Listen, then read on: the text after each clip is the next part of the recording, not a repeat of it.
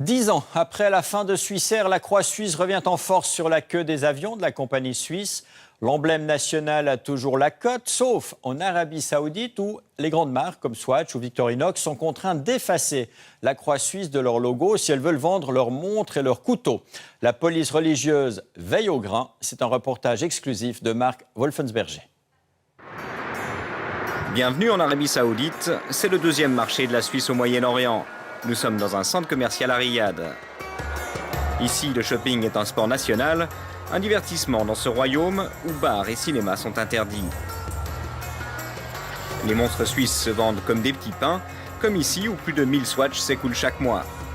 Hors surprise, le drapeau suisse qui fait partie du logo habituel de la marque a disparu. En lieu et place, un simple Swiss Made. S'il y avait le signe de croix, il y a des gens qui achèteraient ces montres et d'autres pas. Nous sommes ici dans le royaume d'Arabie Saoudite et nous observons scrupuleusement les traditions islamiques. Alors on préfère le symbole Swiss Made. La croix pourtant n'a pas complètement disparu. On la retrouve très discrètement incrustée dans les meubles. Le revendeur, visiblement embarrassé, ne parle d'ailleurs pas de croix suisse, mais simplement du signe plus. Même scénario chez ce revendeur Tissot au centre-ville. Toujours pas de référence au drapeau helvétique, exception faite de ce petit miroir. Et là encore, c'est l'embarras. Vous savez, il est tout neuf, ce miroir. On vient de le recevoir. Pour les Saoudiens, la croix suisse représente un symbole chrétien, le même qu'utilisaient les croisés. Autrement dit, c'est considéré comme du prosélytisme actif. Dans les années 90, les autorités religieuses avaient d'ailleurs essayé d'empêcher Swissair d'atterrir avec sa croix blanche éclairée à l'arrière de la carlingue. Toujours à Riyad, chez un grand armurier, quelques tireurs s'entraînent après la prière du soir. À l'honneur dans ce magasin, les couteaux de poche de l'armée suisse, très prisés. La plupart des gens l'adorent parce qu'il peut faire beaucoup de choses avec. Il y a le tournevis, les lames, les ciseaux, vous savez. Pas de tire-bouchon bien sûr et surtout un logo très différent de celui qu'on connaît avec la croix suisse. Victorinox a eu de gros soucis par le passé, livraison bloquée, cargaison saisie à la douane, à tel point que la société a fini par remplacer son logo centenaire au profit d'un simple V comme Victorinox. Mais paradoxalement, la compagnie s'est du même coup tiré une balle dans le pied. La plupart des gens nous disent que ce ne sont pas des originaux. Ils nous disent « il n'y a pas de croix, où est la croix suisse ?» Et alors, que faites-vous? On leur dit que ce sont bel et bien des couteaux Victorinox. On leur montre le manuel d'utilisation comme preuve. D'autres vendeurs Victorinox ont quand même décidé de garder le logo original, mais de le cacher derrière un sticker blanc. Hors micro, ils expliquent que c'est à cause de la police religieuse. La police religieuse, justement la voici. Elle est à l'œuvre près du souk central de Riyad. Messieurs Hussein et Quarain sont des moutawas, des gardiens de la bonne conduite islamique.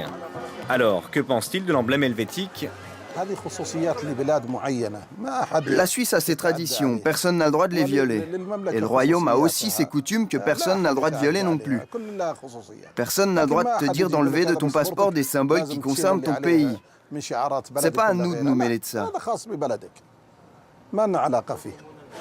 Et qu'en est-il pour une entreprise suisse comme Swatch du droit de conserver la croix sur son logo? Cette fois-ci, la police religieuse botte en touche. Vous devriez poser la question à Swatch. Eh bien, c'est ce qu'on a fait. La société nous a répondu par email que l'Arabie Saoudite étant un pays musulman, elle ne permet pas d'afficher la croix en public. Et d'ajouter, Swatch Group respecte les lois dans les pays où elle est active. D'ailleurs, le SEC, l'organisme de promotion des exportateurs suisses, avertit clairement ses membres. Le ministère saoudien du commerce interdit tout signe religieux indiquant une autre confession que l'islam. Pourtant, dans les supermarchés de la capitale, en cherchant bien, on trouve la croix suisse en tout petit sur certains emballages. Keggy Fret, Cambly, Chocolat Villard, ils sont tous à portée de main. Visite guidée avec le directeur. Celui-là est passé entre les gouttes et on va le vendre certainement jusqu'à ce que la police religieuse intervienne ou n'intervienne pas.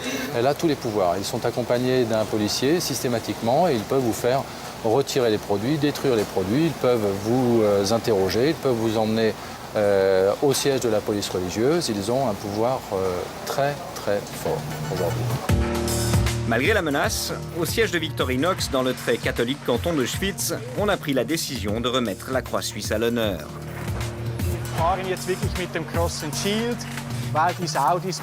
On repart maintenant avec le logo original parce que nos clients saoudiens ont réellement besoin de reconnaître notre marque. Avec la nouvelle variante qu'on vend désormais dans le pays, on voit bien le logo de la croix et du bouclier sur la lame.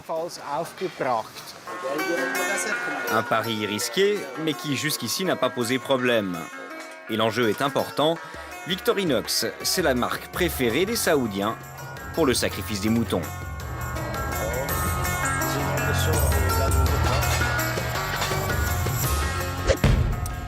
Marc Wolfensberger, bonsoir. Bonsoir. Alors, dans votre reportage, on parle de la toute-puissance de la police religieuse et on voit maintenant que Victorinox remet la croix sur ses couteaux. Qu'est-ce qu'il risque ?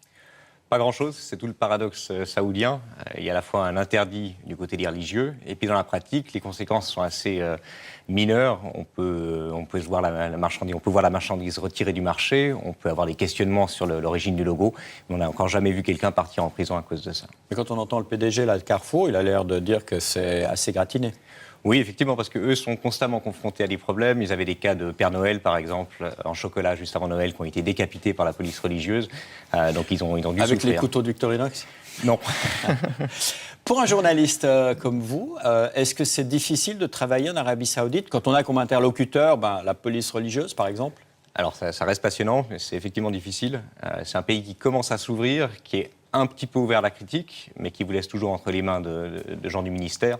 Donc c'est difficile de sortir du canevas. Là, ça a été possible de réaliser ce reportage. Ça n'a pas toujours été avec l'approbation du ministère. Maintenant, je pense que c'est un signe, ça ne montre qu'on pas dans la bonne direction. Vous dites que c'est le deuxième marché pour la Suisse au Moyen-Orient. Ça représente quoi si on compare avec les gros marchés américains, asiatiques ? Alors, si on va sur l'Amérique, on est à 20 milliards de dollars par an au niveau des exportations suisses. Donc, c'est gigantesque. C'est 15 fois plus grand que l'Arabie Saoudite. Maintenant, au Moyen-Orient même, c'est le deuxième marché après les États arabes unis. Donc, deuxième position. C'est pas négligeable, notamment pour les entreprises de pharmaceutiques. On a entendu qu'il y avait des signes d'ouverture, notamment pour les femmes qui pourraient acquérir une fois peut-être le droit de vote. Est-ce qu'un scénario printemps arabe est possible là-bas, en Arabie Saoudite ? Alors, c'est le cauchemar de tout banquier suisse. Si vous leur parlez, vous leur posez la question qu'est-ce qui leur fait le plus peur ? C'est d'avoir tout d'un coup un prince saoudien qui devient persona non grata. Maintenant, ce scénario-là est complètement de la science-fiction. Il n'y a pas de printemps arabe, on ne parle pas de printemps arabe en Arabie Saoudite. La seule force d'opposition, entre guillemets, et avec des gros guillemets, ce sont les femmes qui, justement, demandent plus de liberté. Mais sinon, c'est un pays qui reste très calme. Marc, merci pour ces précisions. Très bonne soirée.